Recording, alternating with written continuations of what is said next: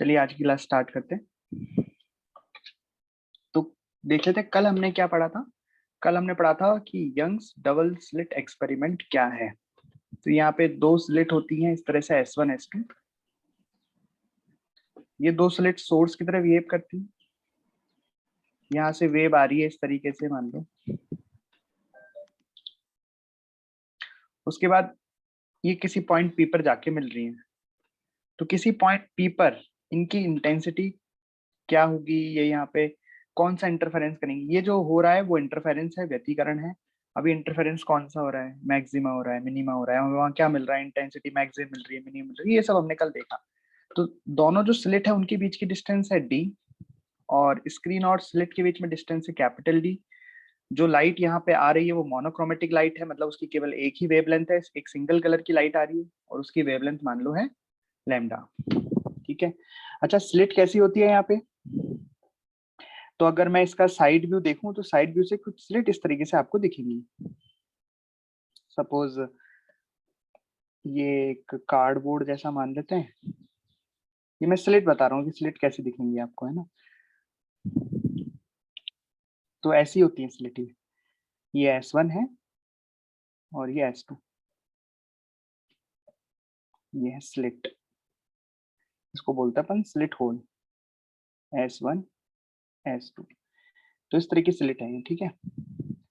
तो यहाँ से लाइट निकल रही है, ये लाइट निकल के यहाँ पे पहुंच रही है, यहाँ पे पहुंच रही है। ये यहाँ से मान लो पॉइंट P बाई डिस्टेंस ऊपर है। अब कहाँ पे क्या बनेगा, सेंट्रल मैक्सिमा क्या होता है, ये सब हमने कल पढ़ा था। ठीक।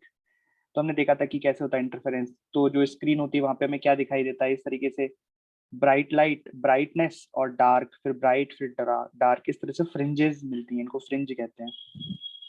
यहाँ पे जो ये व्हाइट लाइट मिल रही है, बेसिकली जो ब्राइटनेस जो मिल रही है बहुत ज्यादा है, तो इसको अपन बोलेंगे ब्राइट फ्रिंज।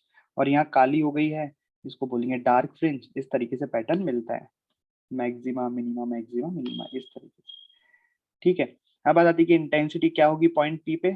तो इंटरफेरेंस में इंटेंसिटी निकालना हम जानते हैं। इंटेंसिटी का फॉर्मूला ये होता है डेल्टा फाई का मतलब यहाँ के delta x. Delta x path difference, path difference होता है जितना वे में डिफरेंस आया चलने में उनके पाथ में। तो S2P माइनस S1P हमने किया तो ये आ गया। ये बड़ी सी कैलकुलेशन है, लेकिन यंग्स डबल स्लिट में जो कैपिटल डी होता है वो बहुत बड़ा होता है स्मॉल डी के कंपैरिजन में।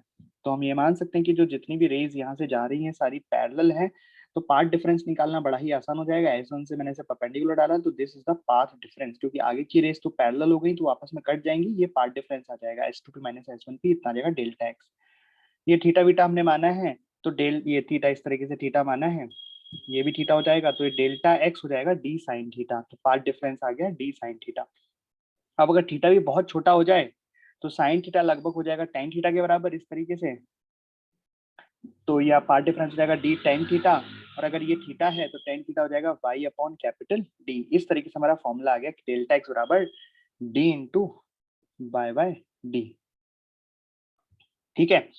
अब ये पाथ डिफरेंस है तो यहाँ से फेज डिफरेंस हमने निकाल लिया, 2 पाई बाय लैम्डा से मल्टीप्लाई करके फेज डिफरेंस है के delta x 2 pi by lambda into delta x, इससे निकल गया फेज डिफरेंस। अब बात आती है मैक्सिमा की। तो मैक्सिमा कब मिलता है हम जानते हैं, जब पाथ डिफरेंस एन लैम्डा के बराबर होता है।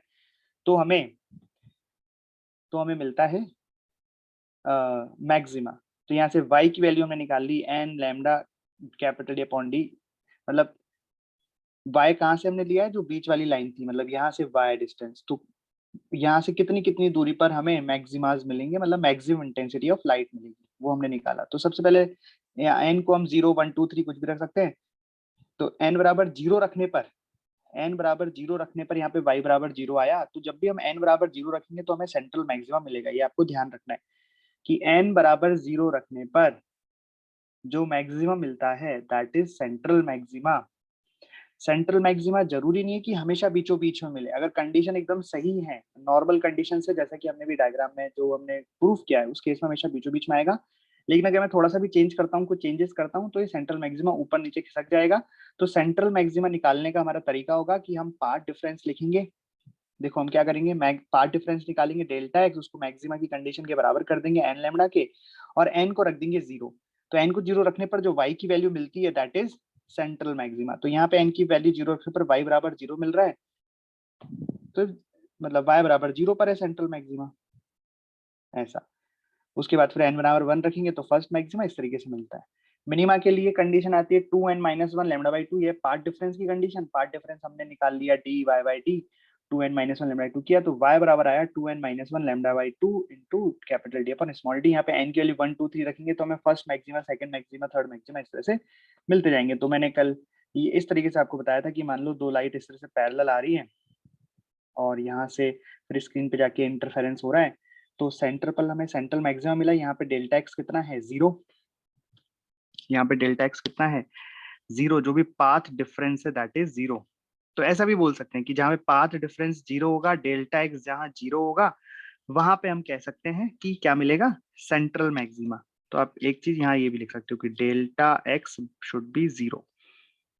ठीक है, जैसे कि यहाँ पे डेल्टा एक्स कितना निकल के आया, एंड ये आया, एक ही बात है, n बराबर 0 रख दोगे तो ये टर्म 0 हो जाएगी। कुल मिला के आपने डेल्टा एक्स को 0 रखा है, तो डेल्टा एक्स को आप 0 कर दोगे तो हमें सेंट्रल मैक्सिमा की पोजीशन मिल जाती है। खैर, तो ये आ गया आपका सेंट्रल मैक्सिमा डेल्टा एक्स बराबर 0 पर, उसके बाद फर्स्ट मिनिमा डेल्टा एक्स बराबर लैम्डा बाई 2 पे, उसके बाद फर्स्ट मैक्सिमा डेल्टा एक्स बराबर लैम्डा पे, इस तरीके से चलता जाएगा। उसके करस्पॉन्डिंग ये फेज डिफरेंस कितना आएगा, तो हम जानते हैं डेल्टा फाई बराबर होता है के डेल्टा एक्स, के बराबर होता है 2 पाई बाय लैम्डा। तो 2 पाई बाय लैम्डा का मैंने मल्टीप्लाई करता जा रहा हूँ तो मुझे डेल्टा फाई मिलता जा रहा है।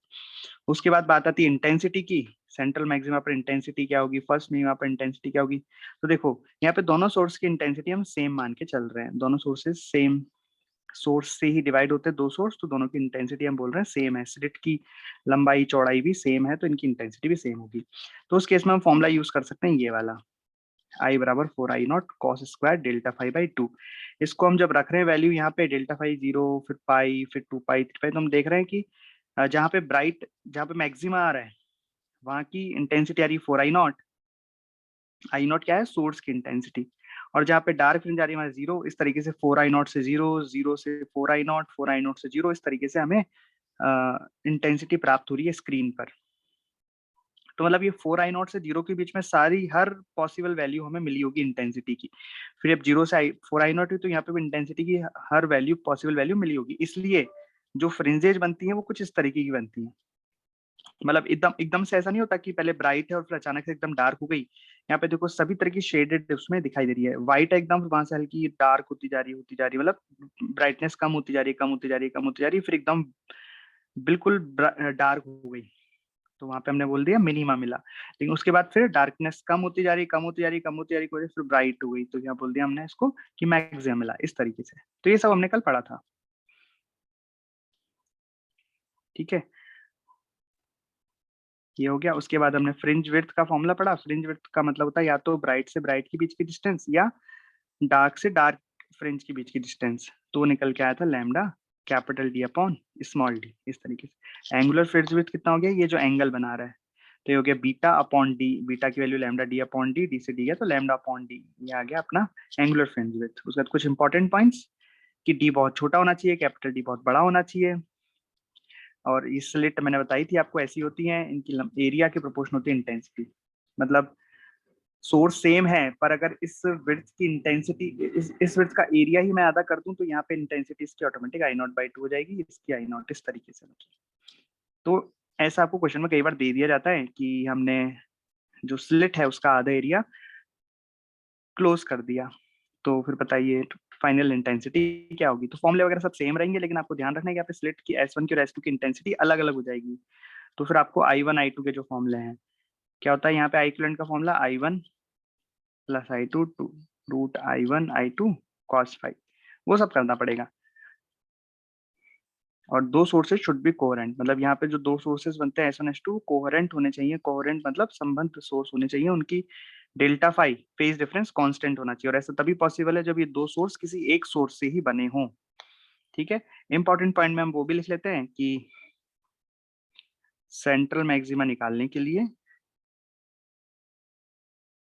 केंद्रीय उच्चिष्ट सेंट्रल मैक्सिमा कहाँ पे मिलता है, जब डेल्टा एक्स पाथ डिफरेंस 0 हो तो हमें सेंट्रल मैक्सिमा मिलता है। ये कंडीशन है सेंट्रल मैक्सिमा की, पाथ डिफरेंस को आपको 0 कर देना है।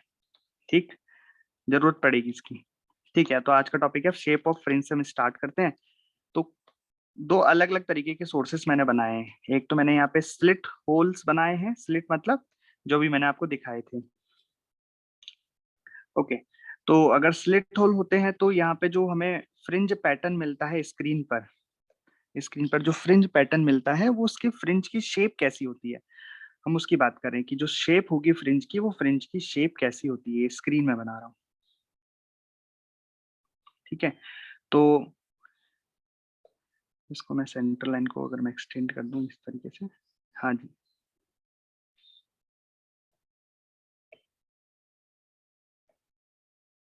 तो यहाँ पे जो फ्रिंज पैटर्न है वो हमें रेक्टेंगुलर फ्रिंज मिलता है।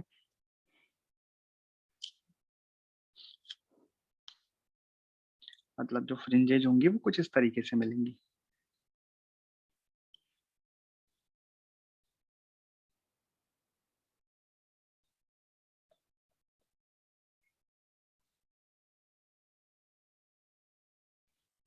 और जैसे जैसे एक्सट्रीम ये ऐसे मिल जाएंगी यहाँ पे, है ना, सेंट्रल मैक्सिमा के पास।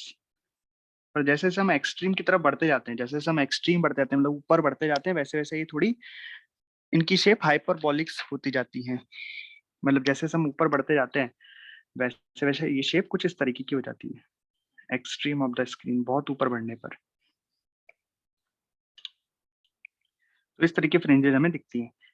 तो पास में तो ऐसे रेक्टेंगुलर फ्रिंजेज होती हैं, लेकिन एक्सट्रीम ऑफ द स्क्रीन मतलब स्क्रीन के एकदम एक्सट्रीम में पहुंचते जाते हैं तब यहाँ थोड़ी थोड़ी हाइपरबोलिक से दिखने लगती है। लेकिन अगर हमसे पूछा जाए कि फ्रिंजेज कैसी होंगी, स्लिट होल जब होता है ऐसे स्लिट्स रहती हैं, तो हम बोलेंगे रेक्टेंगुलर फ्रिंजेस बनती हैं। ठीक है, ओके। और अगर पिन होल्स हो, पिन होल का मतलब है कि यहाँ पे जो छेद हैं, ये जो होल्स हैं, वो इस तरह स्लिट के नहीं है, स्लिट फॉर्म में नहीं है, बस ऐसे पिन है, मतलब कार्डबोर्ड में हमने ऐसे पिन चुबो दी। तो इस केस में जो फ्रिंजेस बनती हैं,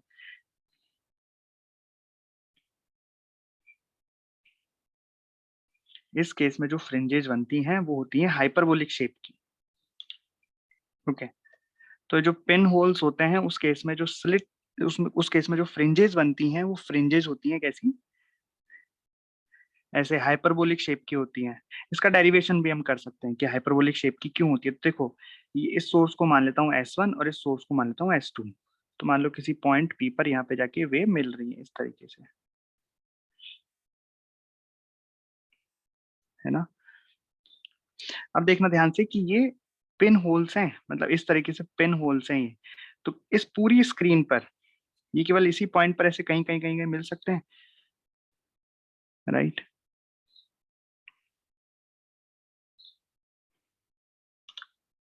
अब सोच के देखना कि जहां जहां पे पाथ डिफरेंस सेम आएगा, वो के कौन कौन से पॉइंट होंगे जहां जहां पाथ डिफरेंस सेम आएगा, तो उसको अब साइड से देखना पड़ेगा आपको। तो अगर ये S1 और S2 होल्स हैं, पिन होल्स हैं, इसकी तरह नहीं है कि ऐसे स्लिट हो रेक्टेंगुलर, यहाँ पे ये होल्स हैं। तो जब आप ये वाली लाइन S1 S2 से लाइन खींचोगे और वो पॉइंट्स आप ढूंढोगे, फ्रिंज का मतलब क्या है, जहां जहां पे पाथ डिफरेंस सेम है वो एक जैसी फ्रिंज होगी। तो आप जब चलोगे तो आप देखो जैसे यहाँ पहुंच गए, अभी जो ये बन रहा है यहाँ से और यहाँ पे मिल गए वो यहाँ है, ठीक है। अब आपको पाथ डिफरेंस कांस्टेंट रखना है, मतलब S2P माइनस S1P को आपको रखना है कांस्टेंट। तो S2P माइनस S1P को कांस्टेंट रखोगे, वहां पे आपको सेम ब्राइटनेस की फ्रिंज मिलेगी, पाथ डिफरेंस कांस्टेंट होगा, तो फेज डिफरेंस यहाँ पे सेम होगा। तो इस पॉइंट को आप किस तरह से घुमाओगे, S2P माइनस S1P आपको कांस्टेंट रखना है, तो आपको इस तरह से घुमाओगे ना इस हाइपरबोला पे, तो यहाँ हर पॉइंट पर S2P माइनस S1P सेम आएगा। ठीक है, और अब देखोगे तो फैमिली पर हाइपरबोला की इक्वेशन यही होती है, S2P minus S1V equal to constant. ये इक्वेशन होती है फैमिली और हाइपरबोला की। तो ये पॉइंट आपको इस पर मिलेंगे सारे। खैर जो भी है, आप डायरेक्ट इसको याद रख सकते हो कि जो पिन होल्स अगर होंगे तो यहाँ पे जो फ्रिंजेस मिलेंगी वो हाइपरबोलिक शेप की मिलेंगी, और अगर यहाँ पे रेक्टेंगुलर स्लिट होंगी, मतलब स्लिट होल होंगे, तो यहाँ पे आपको जो फ्रिंजेस मिलेंगी वो रेक्टेंगुलर शेप की मिलती हैं। तो यहाँ पे क्या हो रहा है कि देखो, अगर ये क्या दिख रहा है आपको, यंग्स डुअल स्लिट का आपको सेटअप दिख रहा है, और यहाँ पे आपको दे रखा है कि जो कैपिटल डी है वो है 1 मीटर, और जो स्मॉल डी है वो है 1 मिलीमीटर। ठीक है, तो ये यंग्स डुअल स्लिट एक्सपेरिमेंट हो रहा है, ऐसा आपको बोल रखा है। तो हमने तो क्या पढ़ा था कि मोनोक्रोमेटिक लाइट आनी चाहिए, मोनोक्रोमेटिक लाइट आती है तो उसके हमने वाई के फॉर्मूले भी निकाल रखे हैं कि कब कब मैक्सिमम मिलेगा, कब कब मिनिमम मिलेगा। ठीक है भाई, तो ठीक है, यहाँ पे एक की जगह दो लाइट आ रही है, तो अब क्या चक्कर पड़ेगा कि दोनों का वेवलेंथ तो अलग अलग है, और आपने देखा होगा कि जब हम मैक्सिमा के या मिनिमा के फॉर्मूले लिखते हैं तो वहां पे लैम्डा आता है, प्रेजेंट होता है, मतलब दोनों अलग अलग लैम्डा के लिए अलग अलग पोजीशन पर मैक्सिमा और मिनिमा मिलेंगे। जैसे इस रेड कलर की जो लाइट है इसके लिए फर्स्ट मैक्सिमा मान लो इतने y1 पे आ रहे हैं, तो वॉयलेट कलर की लाइट के लिए फर्स्ट मैक्सिमा इससे y1 डैश पर आएगा। ऐसे अलग अलग जगह पे मैक्सिमाज आएंगे। तो क्वेश्चन में यही पूछा है आपको कि y की वो मिनिमम वैल्यू बताओ जहां पर दोनों के मैक्सिमा साथ साथ आए, तो मतलब यहाँ से वो मिनिमम y बताओ। ऐसे तो मतलब ये कहना चाह रहे हैं कि बहुत बार ऐसा होगा कि जब दोनों के मैक्सिमा कोइंसाइड करेंगे, पर पहली बार जब ये कोइंसाइड करेंगे दोनों के मैक्सिमा, तो वो y की वैल्यू क्या होगी। ठीक है, ये सवाल है, आपको करूं।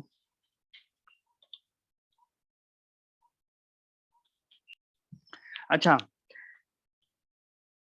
अब ये मत बोले सेंट्रल मैक्सिमा, क्यों सेंट्रल मैक्सिमा तो यही बनेगा, सेंट्रल मैक्सिमा तो दोनों के लिए सेम पॉइंट पर होगा, बिकॉज सेंट्रल मैक्सिमा कहाँ होता है जब पाथ डिफरेंस जीरो होता है। तो मान लो जो रेड कलर की रे मान लो यहाँ से चली और यहाँ पे पहुंची, इधर S2 से चली यहाँ पे पहुंची, तो यहाँ पे पाथ डिफरेंस कितना आ जाएगा, जीरो, क्योंकि सेम डिस्टेंस है ना यहाँ से यहाँ तक, सिमेट्री से हम कह सकते हैं कि डिस्टेंस सेम है, तो डेल्टा एक्स रेड वाली के लिए भी जीरो आ जाएगा, और अगर हम ये वॉयलेट या ब्लू वाले के लिए करेंगे तो उसके लिए भी यहाँ पे जीरो आ जाएगा।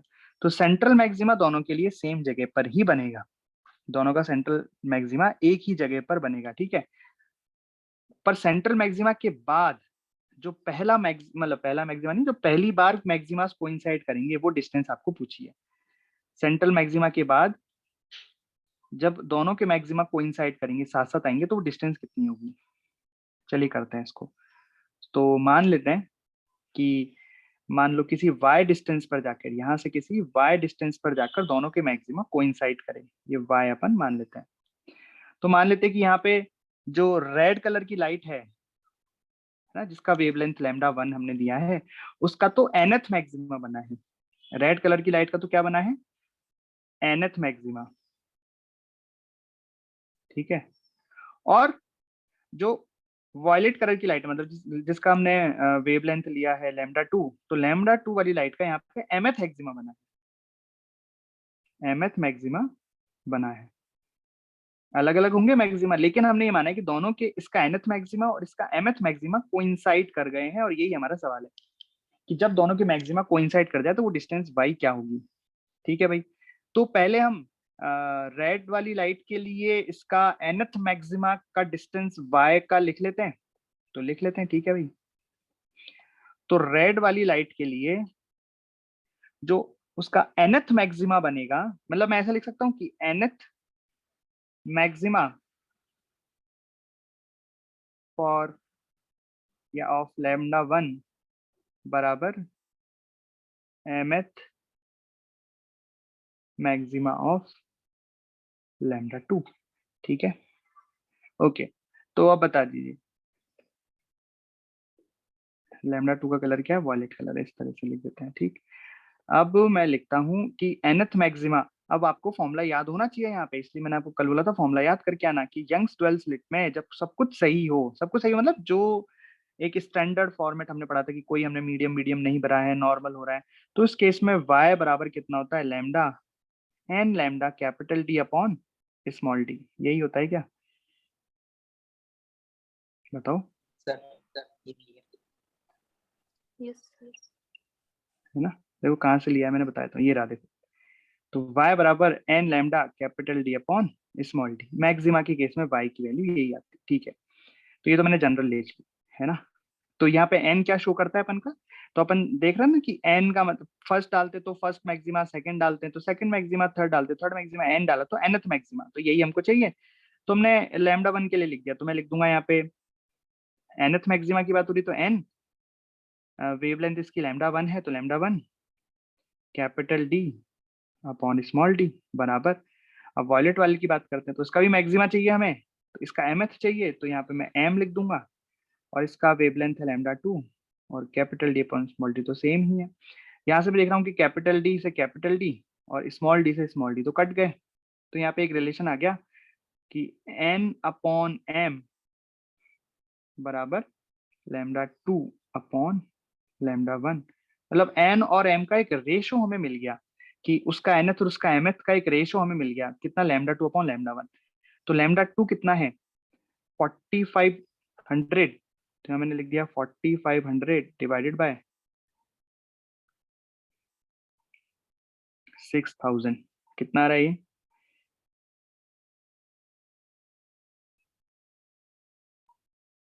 3/4। 3/4, मिनिमम 3/4 आ रहा है, मतलब सबसे कम। तो इसके बाद अगला कौन सा आएगा, 3 बार दोनों साइड 2 2 से मल्टीप्लाई कर दो तो ऊपर हो जाएगा 3 दूनी 6, नीचे हो जाएगा 4 दूनी 8। मतलब ये हमें क्या दे रहा है कि जो सबसे पहले जो लैम्डा 1 का n की वैल्यू आ गई 3, मतलब जो रेड कलर की लाइट है उसका तो थर्ड मैक्सिमा और जो वॉयलेट कलर की लाइट है उसका फोर्थ मैक्सिमा कोइंसाइड करेंगे सबसे पहले, ठीक है। उसके बाद रेड कलर का सिक्स्थ मैक्सिमा और इसका एट्थ मैक्सिमा कोइंसाइड करेंगे। उसके बाद ऐसे करके हम मल्टीप्लाई कर दें, तो 3 से मल्टीप्लाई कर दूं इस तरीके से। तो मतलब रेड कलर का 9th और वॉयलेट कलर का 12th मैक्सिमा एक दूसरे से कोइंसाइड करेंगे, लेकिन हमें तो सबसे पहले वाले चाहिए, y की मिनिमम वैल्यू हमसे पूछी है। तो मतलब हमें n की वैल्यू 3 मिल गई और m की वैल्यू मिल गई 4, इस तरीके से। तो मतलब रेड कलर का तो थर्ड और वॉयलेट कलर का फोर्थ मैक्सिमा एक दूसरे से कोइंसाइड करेंगे। तो y की वैल्यू हम निकाल लेते हैं आसानी से। y की वैल्यू निकालना तो बड़ा ही आसान है, कैसे, आप किसी भी फॉर्मूले में वैल्यू रख दो, या तो n की वैल्यू आप यहाँ रख दो या m की वैल्यू आप यहाँ रख दो, सेम आंसर आएगा। तो हम y मिनिमम बराबर निकाल लेते हैं, n की वैल्यू रख देते हैं 3 इंटू लैम्डा 1। लैम्डा 1 कितना है 6000 इंटू कैपिटल D है 1 metre divided by small d है 1 मिलीमीटर। इस तरीके से ये आंसर आ गया। ओके एक सेकेंड, ये 6000 एंगस्ट्रॉन्ग है ना, तो यहाँ पे हमें 10 की पावर -10। -2, हाँ 10 की पावर -10 से और मल्टीप्लाई करना पड़ेगा। अब ठीक है, तो अब ये आंसर आ गया है लगभग 10 की पावर 1.8 मिलीमीटर। हाँ मिलीमीटर। ये आंसर आ गया। तो मतलब y की जो मिनिमम वैल्यू जहाँ पे दोनों कोइंसाइड करेंगे वो रहेगा 1.8 मिलीमीटर। तो ये स्टैंडर्ड केस का हमने सवाल कर लिया, और भी बहुत सारे सवाल बनेंगे, हम कर लेंगे कि बताओ किसी पॉइंट P पर यहाँ पे इंटेंसिटी क्या होगी, अगर यहाँ पे फेज डिफरेंस इतना है तो इंटेंसिटी क्या होगी, इंटेंसिटी इतनी तो फेज डिफरेंस क्या होगा, इस तरह के सवाल इसमें बनते करते हैं। बट उससे पहले इसमें देखो अभी तक तो हम क्या कर रहे हैं, यहाँ पे रे कैसी आ रही है, पैरेलल रे आ रही है। तो उसका फायदा क्या हो रहा है कि स्लिट से पहले कोई भी इनमें पाथ डिफरेंस नहीं था, क्योंकि दोनों रेज एक दूसरे के पैरेलल आ रही हैं। तो इधर का पाथ डिफरेंस तो कट हो गया, लेकिन आगे का पाथ डिफरेंस कुछ था और उसके हिसाब से हमने कैलकुलेशन करी। लेकिन कई बार क्या होता है कि वो सवाल में देता है कि यहाँ से भी जो रे आ रही हैं वो कुछ इस तरह से टिल्टेड रे आ रही हैं, तो कुछ ऑलरेडी इधर भी पार्ट डिफरेंस आ जाता है, फिर इधर भी पार्ट डिफरेंस आता है, तो दोनों का पार्ट डिफरेंस हमें लेके और फिर सवाल को सॉल्व करना रहता है। तो अब ये वाले क्वेश्चंस करेंगे, when rays are tilted, when incident rays are tilted.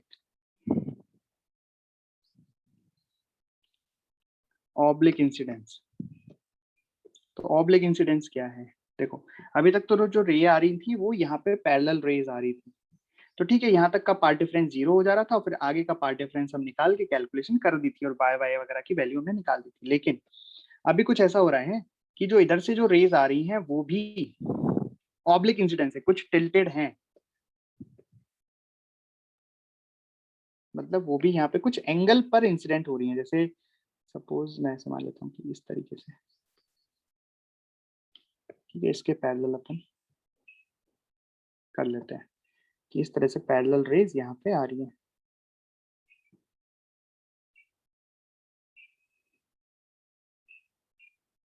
Like that.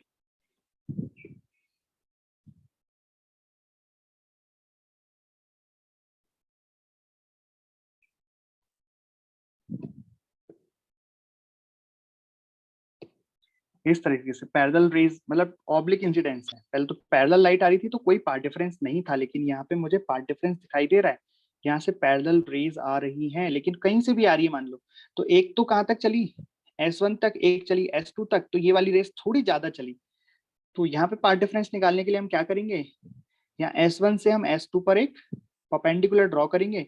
तो ये परपेंडिकुलर हमने ड्रॉ किया, तो उससे इधर वाली रेस तो आपस में एक दूसरे का पाथ काट देंगे क्योंकि सेम पाथ है, लेकिन ये वाला एक्स्ट्रा पाथ डिफरेंस क्रिएट हो जाएगा। ये तो इधर की साइड वाला हुआ, फिर आगे की कहानी तो पुराने जैसी चलेगी, तो उधर का पाथ डिफरेंस भी आएगा। खैर, तो यहाँ पे हमें एंगल दे रखा है अल्फा, ये एंगल हो गया अल्फा। तो इस सवाल को हमें सॉल्व करना है, इसके लिए हमें निकालना है कि मैक्सिमा मिनिमा कहाँ कहाँ पे बनेंगे, सेंट्रल मैक्सिमा कुछ शिफ्ट हो जाएगा क्या, इस तरह के सवाल। ठीक है, तो ये तो हो गया यहाँ तक का काम, है ना। तो पहले तो पीछे वाले पाथ डिफरेंस की बात कर लेते हैं। तो क्योंकि ये ऑब्लिक इंसिडेंट हो रहा है, तो यहाँ पे ऑलरेडी पाथ डिफरेंस क्रिएट हो चुका है। कितना पाथ डिफरेंस क्रिएट हो चुका है उसको हम इस तरह से निकाल सकते हैं। हमने S1 से यहाँ पे एक परपेंडिकुलर ड्रॉ किया, इसको नाम रख दिया हमने A। ये हमने एक परपेंडिकुलर ड्रॉ किया, ये हमें गिवन था ये वाला अल्फा। तो अगर ये वाला अल्फा है, तीनों लाइन एक दूसरे के पैरेलल है, तो मैं कह सकता हूँ कि ये वाला एंगल भी अल्फा होगा। अब ये वाला एंगल अल्फा होगा, तो ये वाला एंगल हो जाएगा 90 माइनस अल्फा, तो ये एंगल हो जाएगा अल्फा, मतलब ये चीज हो जाएगी अल्फा। ठीक है, और ये डिस्टेंस तो हम जानते ही है, ये डिस्टेंस तो डी है ही, दोनों स्लिट के बीच की डिस्टेंस तो डी है ही। तो बेसिकली ये जो पाथ डिफरेंस है आगे वाला, इधर वाला जो पाथ डिफरेंस है AS2 की जो लेंथ है, ये AS2 की लेंथ जो इधर की साइड जो एक्स्ट्रा है, क्योंकि देखो रेस कहीं से भी चली, मान लो कहीं भी था सोर्स, तो ये पैरेलल आ रही है, पैरेलल आ रही है, पैरेलल आ रही है, लेकिन ये वाली रे तो इतनी चली, पर ये वाली रे इतनी एक्स्ट्रा चली AS2। तो ये पाथ डिफरेंस कितना हो गया, आप यहाँ पे फिर से राइट एंगल ट्राइंगल बन गया, तो हम देख सकते हैं यहाँ से आ रहा है D साइन अल्फा, इस तरीके से। और आगे की कहानी तो सेम रहेगी कि मान लो यहाँ से S1 से रे चली, वो किसी पॉइंट P पर मिली, मान लेते हैं पॉइंट P, और S2 से कोई रे चली, वो यहाँ पे एक पॉइंट P पर मिली, तो बताओ यहाँ पे इंटेंसिटी कितनी होगी, वगैरह वगैरह वगैरह। तो उसके लिए हमें क्या करना पड़ेगा, वो सारी चीजें सेम करनी पड़ेगी। सबसे पहले हमें पार्ट डिफरेंस निकालना पड़ेगा, जैसे हमने पुराना वाला डेरिवेशन किया था सेम वैसे ही, पर थोड़ा जल्दी, क्योंकि इसमें तो हम डायरेक्ट पहले क्या किया था, पहले तो ये समझा था ये ऐसा होगा, फिर फर्स्ट अप्रोक्सीमेशन लिया, फिर सेकंड अप्रोक्सीमेशन लिया, फिर काम की बात की हमने कि हाँ भाई यहाँ पे डेल्टा एक्स बराबर आया डी साइन थीटा, राइट। पर यहाँ पे हम सीधे डायरेक्ट एकदम लास्ट में चलेंगे, डायरेक्ट लास्ट वाले अप्रोक्सीमेशन पे, ये मान के चलेंगे कि दोनों अप्रोक्सीमेशन यहाँ पे लिए जा रहे हैं, क्योंकि ये वाइड ऐसी है, यंग्स डुअल स्लिट एक्सपेरिमेंट है, तो इसका मतलब फर्स्ट अजम्पशन क्या है कि जो कैपिटल डी है वो बहुत बहुत बहुत बड़ा है स्मॉल डी के कंपैरिजन में, और दूसरा अजम्पशन कि थीटा इज वेरी स्मॉल। ठीक है, और अल्फा भी स्मॉल है, सब स्मॉल है यहाँ पे।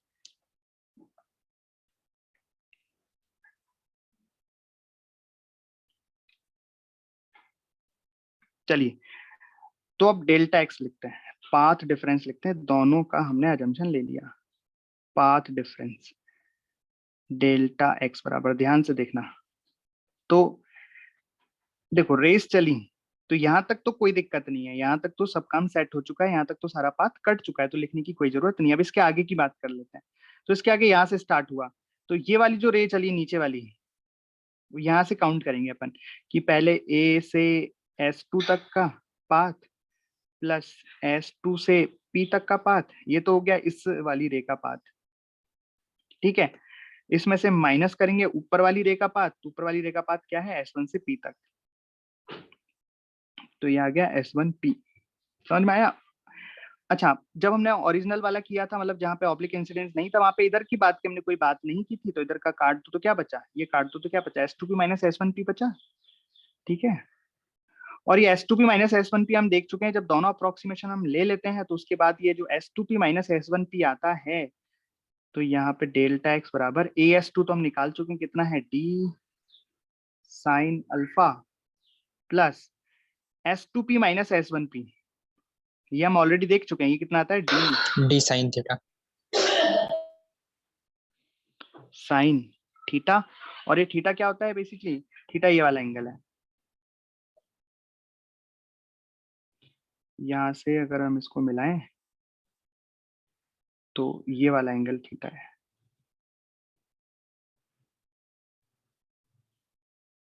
ये वाला एंगल थीटा है, डी साइन थीटा। अब यहाँ पे थीटा बहुत छोटा है, थीटा इज वेरी स्मॉल, तो हम अगला अप्रोक्सीमेशन भी लगा सकते हैं, तो और डी साइन थीटा को लिख सकते हैं। देखो ये हो जाता है डी साइन थीटा को डी टेन थीटा लिख सकते हैं, और डी टेन थीटा बराबर हो जाएगा, ये देखो ये वाली डिस्टेंस तो है y, और ये डिस्टेंस हमको पता है कैपिटल D, राइट। तो डी साइन थीटा को हम लिख सकते हैं D Y Y D plus D sine alpha. इस तरीके से ये इस केस में पाथ डिफरेंस निकल के आ गया। ये पाथ डिफरेंस, अब मैक्सिमा निकालना है, मिनिमा निकालना है, सब कुछ इसी से करना पड़ेगा। तो पाथ डिफरेंस निकालना सबसे मेन टास्क रहेगा इसमें आपका हर केस में। तो अब बात कर लेते हैं सबसे पहले मैक्सिमा की। ठीक है, तो हम जानते हैं मैक्सिमा के लिए पाथ डिफरेंस क्या होना चाहिए, इंटरफेरेंस जब होता है तो n ये पाथ lambda डिफरेंस होना चाहिए एन लैम्डा, इस तरीके से। और तो यहाँ पे डेल्टा एक्स की वैल्यू ये सब रख देंगे अपन, D Y by D plus D sine alpha is equal to N lambda. अच्छा, अब यहाँ पे दो चीज है कि y की वो डिस्टेंसेस जहां पर हमें first maxima, second maxima, third maxima मिलेंगे, और सेंट्रल मैक्सिमा कहाँ मिलेगा। तो जैसे कि मैंने आपको बताया, सेंट्रल मैक्सिमा के लिए आप डेल्टा एक्स को जीरो कर दो, तो यहाँ पे जो डेल्टा एक्स मिला है आप इसको जीरो पुट कर दो, तो उसमें y की जो वैल्यू आती है वही सेंट्रल मैक्सिमा होती है, या n की वैल्यू को आप जीरो रख दो। ठीक है, तो यहीं से स्टार्ट करते हैं। n की वैल्यू को जीरो रखा, भाई n की वैल्यू जीरो रखने का मतलब है आपने डेल्टा एक्स को जीरो कर दिया, बात तो वही है। तो n की वैल्यू को जीरो रखा, तो इधर तो जीरो लैम्डा बन गया, और इधर बन गया y बराबर minus D sine alpha capital D upon small D. ये आया, n बराबर जीरो रखने पर y की वैल्यू हमें ये मिली minus D sine alpha into capital D upon small D. तो बेसिकली ये हमें मिल गई सेंट्रल मैक्सिमा की डिस्टेंस, और यहाँ से पता लगा कि जो सेंट्रल मैक्सिमा है वो नीचे शिफ्ट हो गया है, माइनस आ रहा है, माइनस मतलब डाउनवर्ड शिफ्ट हो गया है, मतलब पहले जहां आना चाहिए था, मतलब जैसे ये O है मान लेते हैं, तो यहाँ पर अब सेंट्रल मैक्सिमा नहीं है, सेंट्रल मैक्सिमा यहाँ कहीं शिफ्ट हो चुका है, इधर शिफ्ट हो जाएगा सेंट्रल मैक्सिमा। कितना शिफ्ट हो जाएगा, D sine alpha D by D capital D upon T. मैं लिख सकता हूँ कि central maxima will shift downward। इस तरीके से आगे काम हो जाएंगे। जब n बराबर 1 रखोगे तो आपको फर्स्ट मैक्सिमा की पोजीशन मिल जाएगी, n बराबर 2 रखोगे सेकंड मैक्सिमा मिल जाएगी, और इसी तरह से आपको सॉल्व करना है मिनिमा।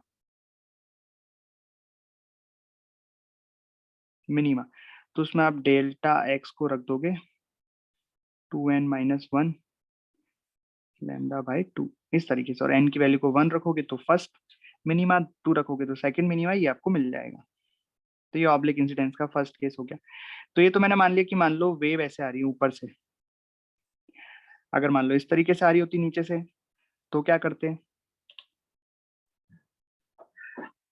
तो अब इसमें बताना है हमें कि क्या क्या होगा क्या नहीं होगा, तो करते हैं। तो यहाँ पे हमारा पाथ डिफरेंस कितना आ जाएगा, ये आ जाएगा यहाँ पे S2 से परपेंडिकुलर डाल दिया मैंने ऐसे एक, ठीक है। तो बेसिकली इसको बोल दिया A, तो इस बार जो AS1 है, ये वाली जो लाइन है AS1, ये आ जाएगी D साइन अल्फा, ये डिस्टेंस D है, ठीक है। अगर वो अल्फा है तो ये वाला एंगल भी अल्फा हो जाएगा, इस तरीके से ये रहेगा D साइन अल्फा। और जो आगे की रेज हैं वो तो S1P से मान लो यहाँ मिल रही है,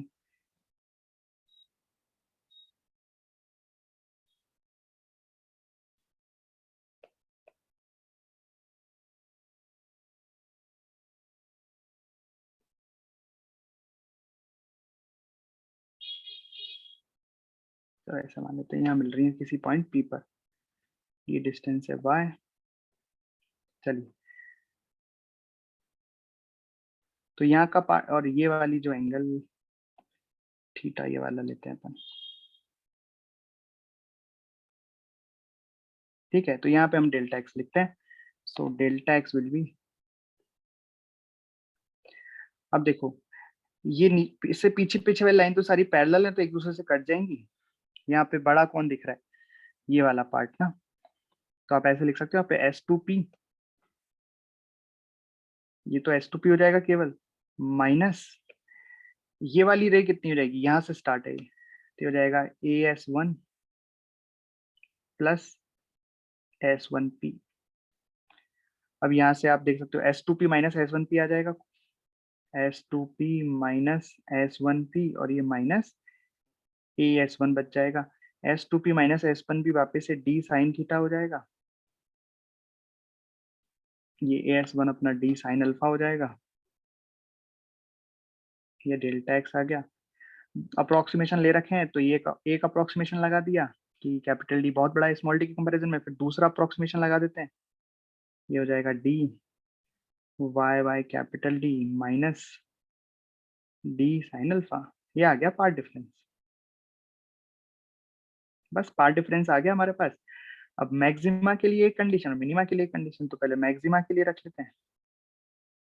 तो मैक्सिमा के लिए डेल्टा एक्स बराबर होना चाहिए एन लैम्डा के बराबर, सो डेल्टा एक्स है D Y by D minus D sine alpha बराबर एन लैम्डा।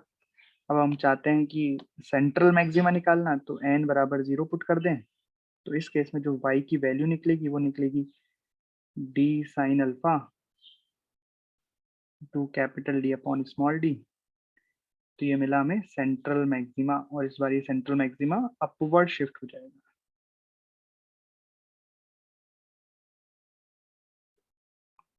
इस तरीके से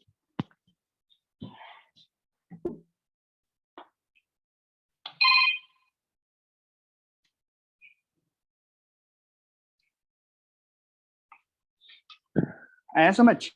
और इसमें n बराबर 1 डालेंगे तो फर्स्ट मैक्सिमा, n बराबर 2 डालेंगे तो सेकंड मैक्सिमा, और मिनिमा निकालना है तो डेल्टा एक्स को हम बराबर कर देंगे 2n माइनस 1 लैम्डा बाई 2 के, और n बराबर 1 डाल के फर्स्ट मिनिमा सेकंड मिनिमा।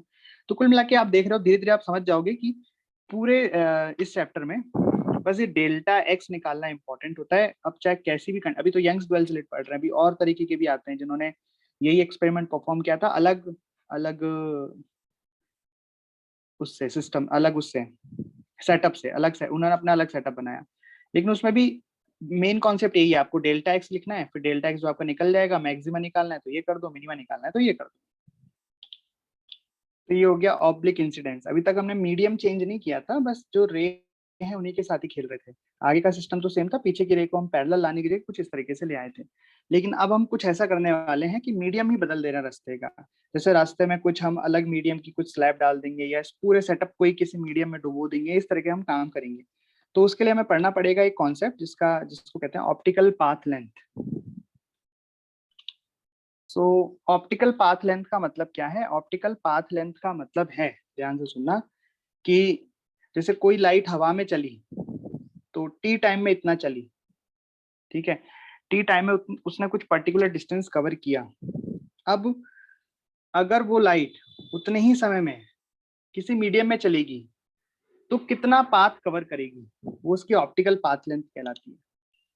तो ऑप्टिकल पाथ लेंथ क्या है समझना, कि मान लो कि एक डी थिकनेस की एक स्लैब है जिसका रिफ्रैक्टिव इंडेक्स म्यू है। ये हम जानते हैं कि इस रिफ्रैक्टिव इंडेक्स अगर इसका म्यू है तो इस मीडियम में जो लाइट की वेलोसिटी होगी, जो इस मीडियम में लाइट की वेलोसिटी होगी वो c अपॉन म्यू हो जाएगी। c होती है हवा में या वैक्यूम में, तो इस मीडियम में लाइट की स्पीड v हो जाएगी c अपॉन म्यू।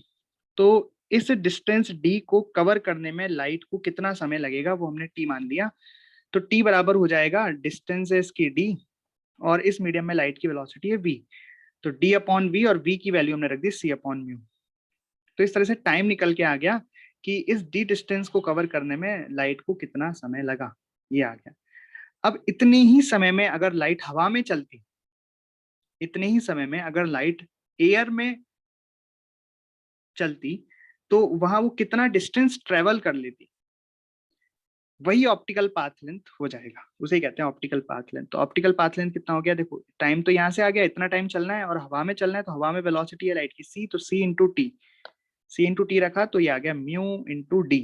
म्यू का मतलब उस मीडियम का रिफ्रैक्टिव इंडेक्स इंटू उस मीडियम में कितना लाइट ट्रेवल की, उन दोनों का मल्टीप्लाई कर देंगे तो ऑप्टिकल पाथ लेंथ आ जाएगी। ऑप्टिकल पाथ लेंथ क्या है कि जितने समय में लाइट इस मीडियम में चली, अगर उतने ही समय में वो हवा में ट्रेवल करती तो हवा में वो कितना ट्रेवल कर जाती, that is optical path length. ये बहुत जरूरी है अभी जो हम करने वाले हैं उसके लिए, ठीक है, आई बात समझ में। इसका मतलब ये है कि लाइट जितने समय में इतनी डिस्टेंस को कवर किया उसने, उतना हवा में कितना चल लेती, तो हवा में वो म्यू इंटू डी डिस्टेंस चल लेती ऑप्टिकल पाथ। ठीक, चलिए अब इसके क्वेश्चंस करते हैं, इसका यूज कैसे होता है।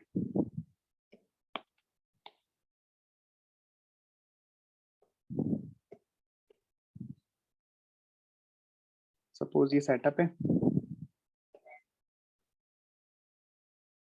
ठीक, और इधर लाइट पैरेलल आ रही है,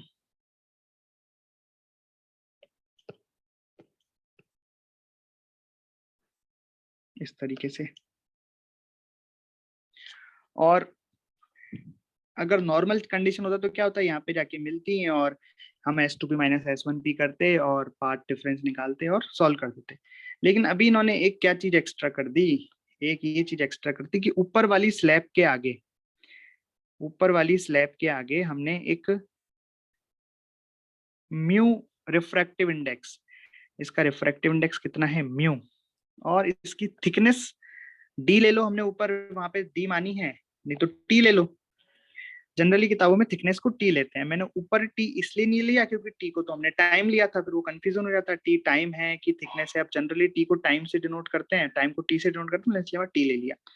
यहाँ पे भी आप चाहो तो डी ले सकते हो, चाहो तो टी ले सकते हो, उससे कोई फर्क नहीं है। ऑप्टिकल पाथ लेंथ का आंसर आएगा म्यू इंटू थिकनेस, जो भी थिकनेस होगी, अभी टी थिकनेस मानी है तो ऑप्टिकल पाथ लेंथ हो जाएगी म्यू इंटू टी।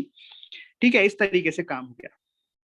तो बस चक्कर इतना सा पड़ गया कि इन्होंने एक स्लैब को रख दिया जिसका रिफ्रैक्टिव इंडेक्स म्यू है, मतलब अब जो रे जाएगी S1 से पॉइंट P पर, वो इस रिफ्रैक्टिव इंडेक्स वाले मीडियम में से, स्लैब में से होके जाएगी ऐसा इस पॉइंट P पर। तो क्या होगा, पाथ डिफरेंस में थोड़ा सा चेंज आ जाएगा। ठीक, तो एंगल हम क्या लेते हैं, वो वाली लाइन भी मैं ड्रॉ कर देता हूँ। ये हम एंगल लेते हैं यहाँ से S1, ये वाला एंगल हम थीटा लेते हैं। ओके, अब हमें डेल्टा एक्स लिखना है, तो ध्यान से देखना अब डेल्टा एक्स कैसे लिखेंगे। सारा काम डेल्टा एक्स का ही है, और तो फिर सब सेम प्रोसेस है। तो डेल्टा एक्स बराबर, देखो अब जो हम पाथ डिफरेंस ये लिखते हैं वो हवा के रिस्पेक्ट में लिखते हैं, है ना। ऐसे तो आप किसी के भी रिस्पेक्ट में लिख सकते हो, वो आपकी इच्छा है, लेकिन हम हवा के रिस्पेक्ट में लिखते हैं। मतलब ये जो पाथ का डिफरेंस हम लिख रहे हैं, देखो हम बराबर अगर मैक्सिमा होगा तो यहाँ पे एन लैम्डा अपॉन डी लिखते हैं ना, सॉरी एन लैम्डा लिखते हैं। तो यहाँ पे जो वेवलेंथ हम लिखते हैं, अब वेवलेंथ तो अलग अलग मीडियम में अलग अलग हो जाती है, फ्रीक्वेंसी सेम रहती है, हमने पढ़ा है ना, लाइट जब एक मीडियम से दूसरे मीडियम में जाती है तो फ्रीक्वेंसी तो सेम रहती है, बट वेलोसिटी बदल जाती है और लैम्डा चेंज हो जाती है। तो यहाँ पे जब हम इसको मैक्सिमा के बराबर करेंगे, डेल्टा एक्स को एन लैम्डा लिखेंगे, आप पूछोगे सर यहाँ पे तो दो दो मीडियम यूज हो रहे हैं, म्यू भी है हवा भी है, तो हम यहाँ पे लैम्डा किसका लेंगे, तो जिसके रेस्पेक्ट में हम यहाँ पाथ डिफरेंस लिखते हैं उसी का लैम्डा लिखते हैं। तो यहाँ पे हम फिर ज्यादा चक्कर ना करते हुए हम सिर्फ इतना करते हैं कि ये जो पाथ डिफरेंस है उसको हवा के रिस्पेक्ट में लिखते हैं, सब कुछ हवा के रिस्पेक्ट में, मतलब जितनी भी पाथ है उसको हवा के रिस्पेक्ट में लिखेंगे। अब बोलोगे सर ये तो हम यहाँ पे, ये इतनी डिस्टेंस तो इसने दूसरे मीडियम में से पास की है, तो तभी तो ऑप्टिकल लेंथ पढ़ा है कि दूसरे मीडियम से पास की है, लेकिन हवा के करस्पॉन्डिंग वो लेंथ कितनी होगी, वही तो ऑप्टिकल पाथ लेंथ है, जिसको हमने म्यू इंटू डी आएगा जिसका आंसर। ओके, ये चक्कर है ना। तो डेल्टा एक्स यहाँ से कितना आ गया, हम तो अपना नॉर्मल लिखेंगे कि हाँ भाई डेल्टा एक्स हो गया।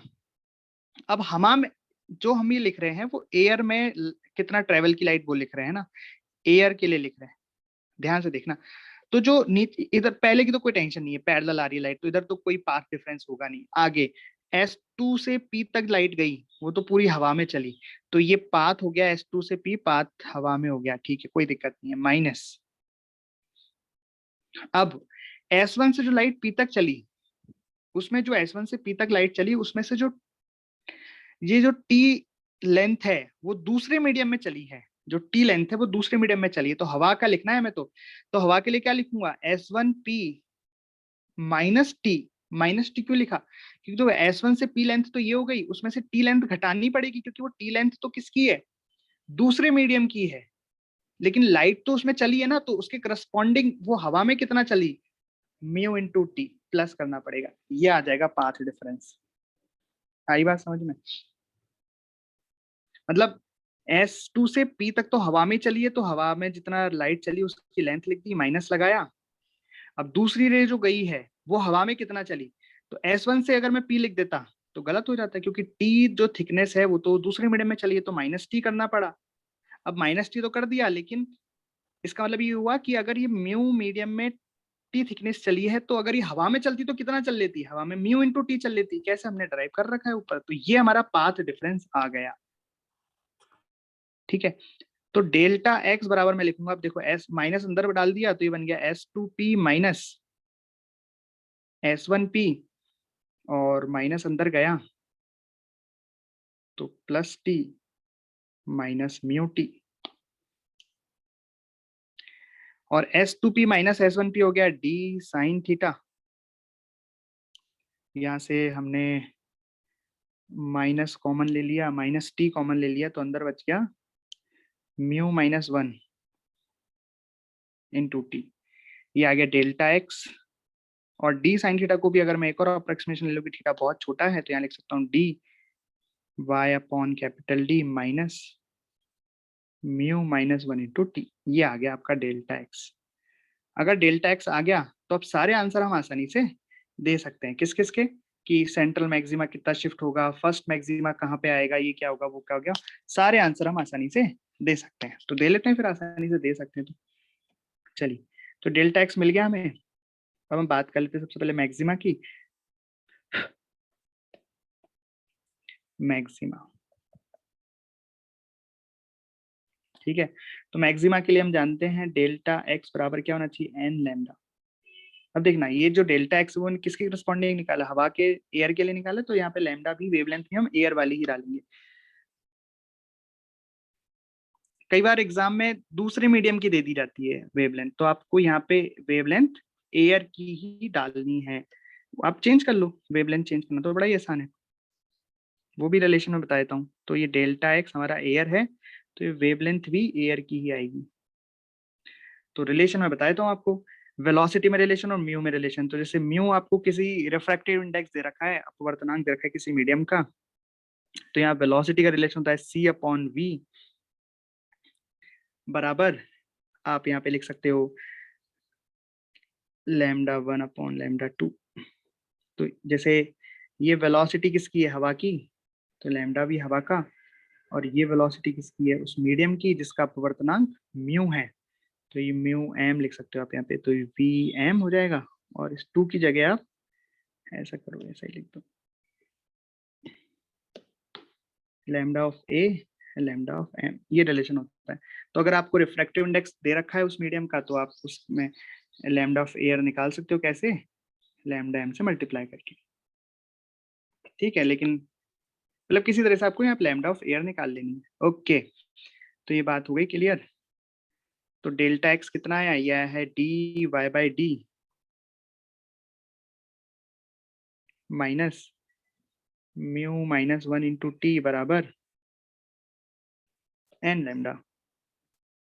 अब वही कि सबसे पहले सेंट्रल मैक्सिमा की बात कर लेते हैं, तो हम डालेंगे n बराबर 0, तो n बराबर 0 डालने पर y बराबर आया mu minus 1 into T capital D upon small d। तो ये क्या चीज है, ये बता रहा है कि जो आपका सेंट्रल मैक्सिमा है वो इतना शिफ्ट हो गया है, इतना शिफ्ट हो गया है सेंट्रल मैक्सिमा। तो n बराबर 0 डालने पर जो y की वैल्यू आती है वो बताता है कि सेंट्रल मैक्सिमा आपका इतना शिफ्ट हो चुका है, राइट। तो सेंट्रल मैक्स और प्लस में आ रहा है ये, देखो म्यू हमेशा 1 से बड़ा होगा, तो ये तो ओवरऑल क्या आ गया, प्लस में आ गया। तो इसका मतलब सेंट्रल मैक्सिमा अपवर्ड शिफ्ट हो गया, ऐसा मतलब सेंट्रल मैक्सिमा यहाँ कहीं पहुंच गया जहां पे पार्ट डिफरेंस 0 आएगा, ऐसा। तो उसके साथ साथ सब कुछ ऊपर खिसक गया है, सब कुछ मतलब देखो यहाँ पे डेल्टा एक्स अब यहाँ पे 0 है, तो ये सेंट्रल मैक्सिमा है, तो फर्स्ट मिनिमा अब यहाँ आएगा, सेकंड वो फर्स्ट मिनिमा यहाँ आएगा, फर्स्ट मैक्सिमा यहाँ आएगा, तो सब कुछ पूरा सिस्टम ही ऊपर खिसक गया। जो पहले यहाँ से स्टार्ट होने चाहिए थे वो अब यहाँ से स्टार्ट होंगे। तो हम कह सकते हैं कि ये पूरा का पूरा जो फ्रिंज सिस्टम है वो पूरा का पूरा फ्रिंज सिस्टम ही ऊपर खिसक गया है, ठीक है। तो ये जितना शिफ्ट होता है सेंट्रल मैक्सिमा, उतना पूरा फ्रिंज भी शिफ्ट हो जाती है, पूरी फ्रिंज उतना शिफ्टेड हो जाती है ऊपर, ठीक। तो कई बार सवाल पूछ लिया जाता है कि बताओ नंबर ऑफ कितनी फ्रिंजेस शिफ्ट हुई। तो मतलब ये जो चीज निकल के आती है ना, ये चीज कि सेंट्रल मैक्सिमा कितना शिफ्ट हुआ है, इसको हम शिफ्ट कहते हैं। तो ये पूरा फ्रिंज सिस्टम ही शिफ्ट हो जाता है। तो यहाँ पे कई बार पूछा जाता है कि नंबर ऑफ फ्रिंजेस शिफ्ट, तो कितनी शिफ्ट हुई फ्रिंज, नंबर ऑफ फ्रिंज कितनी शिफ्ट हुई। तो देखो जैसे मान लो कि पहले सेंट्रल मैक्सिमा यहाँ था, अब सेंट्रल मैक्सिमा यहाँ पहुंच गया है, तो इसमें जितनी फ्रिंजेस आई हैं, जितनी फ्रिंजेस आई हैं वो शिफ्ट हो गई हैं ऊपर, एक तरीके से यही बात हुई ना। तो एक फ्रिंज की विड्थ कितनी होती है, बीटा, एक फ्रिंज की विड्थ होती है बीटा, और ये टोटल डिस्टेंस कितना शिफ्ट हुआ है हमें पता है, शिफ्ट बोल देते हैं इसको। तो नंबर ऑफ फ्रिंजेस कितनी शिफ्ट हुई, शिफ्ट अपॉन बीटा। तो नंबर ऑफ फ्रिंजेस शिफ्ट कितनी आ गई कि जितना शिफ्ट हुआ डिवाइडेड बाय बीटा। बीटा मतलब एक फ्रिंज विड्थ, एक एक फ्रिंज की विड्थ। तो शिफ्ट कितना आ रहा है, देखो शिफ्ट कितना आया है, यहाँ पे वैल्यू डालो, mu -1 T capital D upon small D divided by fringe width कितनी होती है, lambda capital D upon small D. So number of fringe shifted कितना आ गया, कैपिटल डी से वो गया, तो ये आ गया mu -1 into T divided by lambda, number of fringe shifted.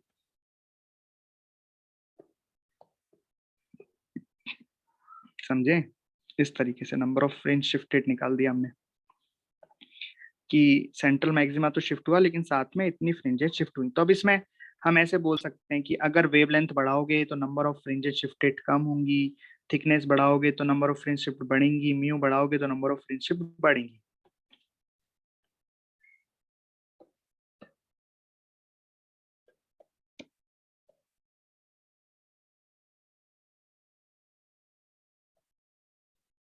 ठीक है,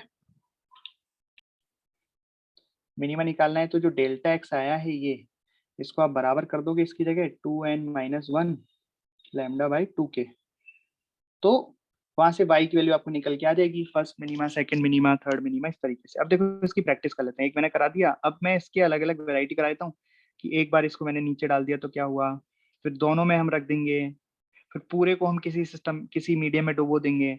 तो बस यही इसी तरह के सवाल इसमें बनते हैं, आपको फॉर्मूले याद होनी चाहिए बस। और अगर फॉर्मूले में बोलूँ कि चलो ये तो थोड़ा वैसा हो जाएगा कि क्या पता कुछ नई चीज दे दी, तो आपको डेल्टा एक्स निकालना आना चाहिए किसी भी सिस्टम का, तो फिर कोई दिक्कत नहीं आती है।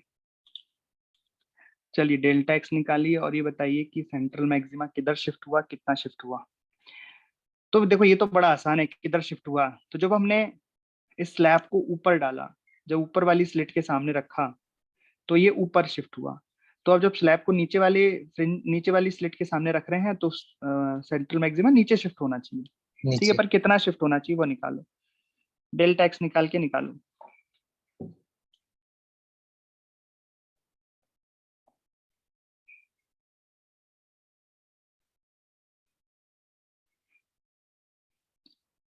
तो हम लिखेंगे S2P माइनस S1P, लेकिन हम तो किसके रिस्पेक्ट में लिख रहे हैं, हवा के लिए लिख रहे हैं, तो ये S2P पूरा हवा में नहीं है, तो हमें पहले S2P लिखेंगे, लेकिन हमने देखा कि ये तो हवा में है नहीं, कितना हवा में नहीं है, T थिकनेस, तो T थिकनेस को हटा दिया, उसके करस्पॉन्डिंग वो हवा में होता है तो कितना चलता, म्यू टी, तो ऐसे जोड़ दिया, माइनस S1P, ये आ गया। इतना ही लिखना था, आगे की कहानी तो सेम है, S2P minus S1P plus mu T minus T, ये बन गया डी साइन थीटा, ये बन गया plus mu minus 1 into T, ये बन गया D Y by D plus mu minus 1 into T. अब अगर मैक्सिमा की बात कर लें, यही कर लेते हैं नीचे, तो डेल्टा एक्स बराबर होना चाहिए एन लैम्डा के, और अगर एन बराबर मैं 0 रख दूं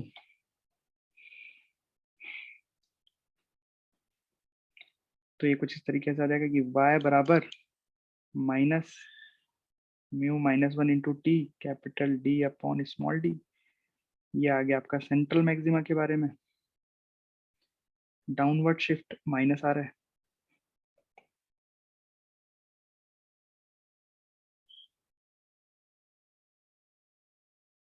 और कितना शिफ्ट हो गया, ये इतना शिफ्ट हो गया, mu minus 1 T capital D upon small D.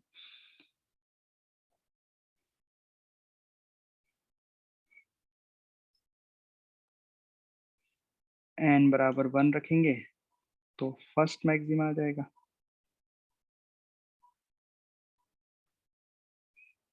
ठीक है, हो गया सबका ये। अब करूँ, अब कितना शिफ्ट होगा, किधर शिफ्ट होगा, तो डेल्टा एक्स निकालना है आपको।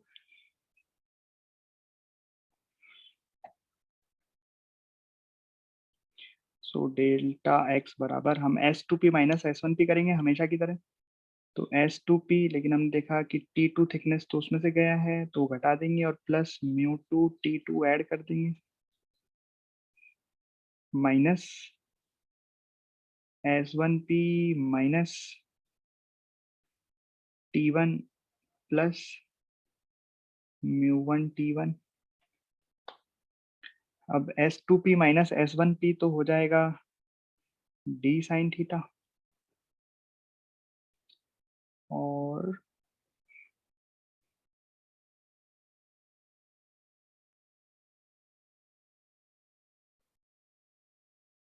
T2।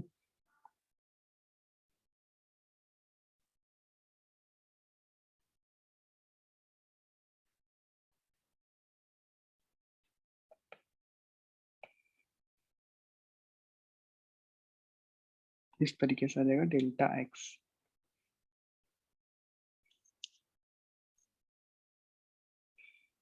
डी साइन थीटा को आप dy बाई डी लिख सकते हैं।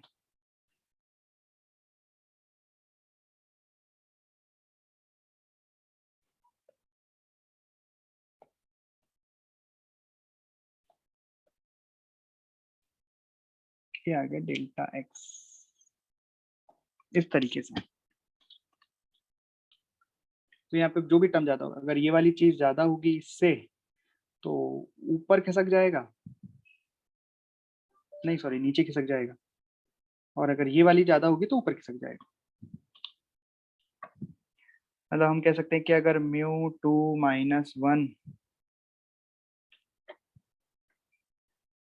Mu two minus 1 into T2 अगर बड़ा हुआ म्यू 1 माइनस 1, मैंने ये क्या कर दिया, एक सेकंड, T1 आएगा, T1 म्यू 1। हाँ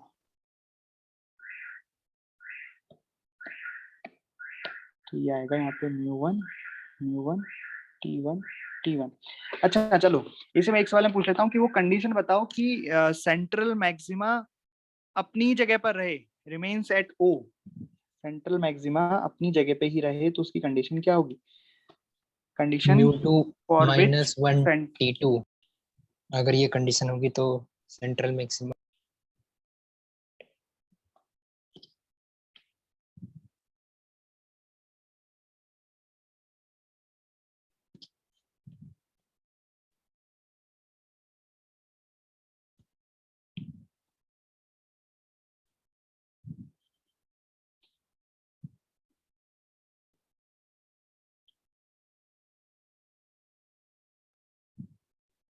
ओ पे ही रहना है अपन को। तो इसके लिए कंडीशन है मतलब y बराबर 0 चाहिए हमें कब, n बराबर 0 पे या डेल्टा x बराबर 0 पे, ऐसा। n बराबर 0 लिख दो या डेल्टा x बराबर 0 लिख दो, वो भी ठीक है। तो यहाँ पे आप y डेल्टा x बराबर भी 0 कर दो और y बराबर भी 0 कर दो, तो ये टर्म्स बराबर आ जाएंगी। तो यहाँ से हम t1 अपॉन t2 निकाल सकते हैं कि t1 अपॉन t2 आ गया μ2 माइनस μ1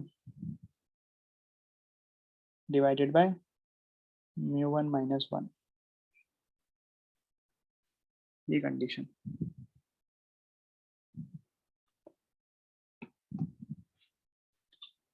ठीक है,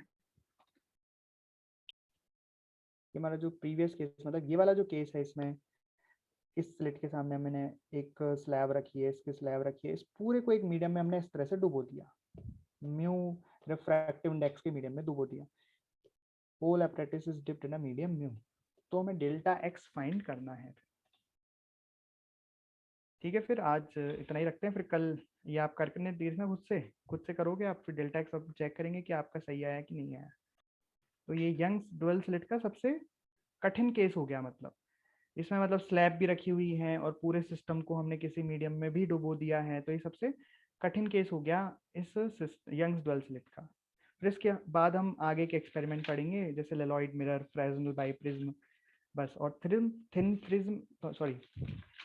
फिल्म इंटरफेरेंस। उसके बाद ये खत्म हो जाएगा चैप्टर, इतना ही है। फिर ठीक है डिफ्रैक्शन सर। एंड पोलराइजेशन, फिर डिफ्रैक्शन एंड पोलराइजेशन।